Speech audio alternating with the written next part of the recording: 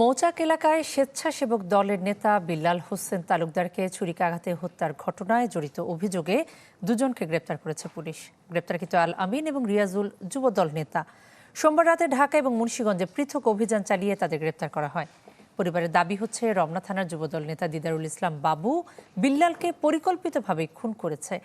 এই ঘটনায় রমনা থানায় মামলা দায়ের করেছে পরিবার। রাজধানীর মৌচাকের আনারকুলি মার্কেটের চাঁদাবাজির নিয়ন্ত্রণ নিতে স্বেচ্ছাসেবক দলের রমনা থানার সাবেক আহ্বায়ক বিল্লাল হোসেন তালুকদারের সাথে বিরোধ চলছিল যুবদলের রমনা থানা আহ্বায়ক দিদারুল ইসলাম বাবুর। পরিবারের দাবি, স্থানীয় সংসদ সদস্যের মধ্যস্থতায় এ দুজনের বিরোধ মীমাংসাও করে দেওয়া হয়।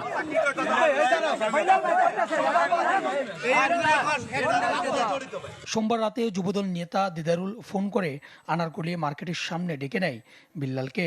স্বজনদের অভিযোগ, পরিকল্পিতভাবে সেখানেই বিল্লালকে খুন করা হয়েছে। পোলাবানের মতো নিয়ে আরো প্রস্তুত, এক কথা দুই কোনো কথা নাই। আমার ভাইয়ের বুকে একটা স্টেপ করছে, একবার বুকে পরিকল্পিত, মানে এতে কোনো বিন্দু পরিমাণ ভুল নাই যে পরিকল্পনা ছিল না ওদের। নগদ নিয়ে এলো হার না মানা হার অফার। সর্বনিম্ন 10,000 টাকা রেমিটেন্স নগদে পাঠালে থাকছে স্বর্ণের হার জেতার সুযোগ।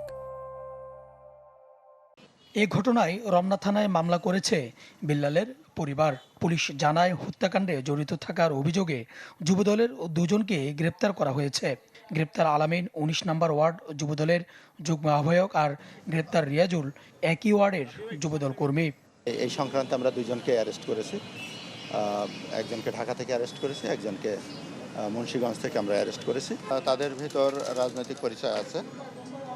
আলামিন সে 19 নং ওয়ার্ড যুবদলের আহ্বায়ক, আর রিয়াজুল তিনি যুবদল কর্মী বলে আমরা জেনেছি।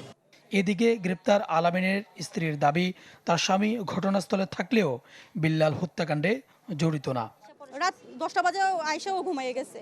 ও আসামি হইলেও রাত্রে বাসায় আসবে কেন? বাবুর মতো তো পালিয়ে যাইতো। আমিও চাই খুনির ফাঁসি হোক। স্থানীয় বিএনপি নেতাদের অভিযোগ, চাঁদাবাজির নিয়ন্ত্রণ নিতে রাজনৈতিক সহকর্মীকে খুন করেছে তাদেরই দলের নেতারা। দাবি করেন, খুনের নেপথ্যে রয়েছে আওয়ামী লীগ।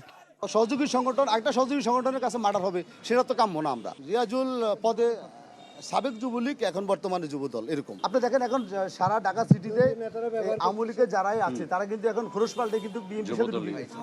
বিল্লাল হত্যায় বাকিদেরও গ্রেপ্তারের চেষ্টা চলছে বলে জানায় আইন শৃঙ্খলা বাহিনী।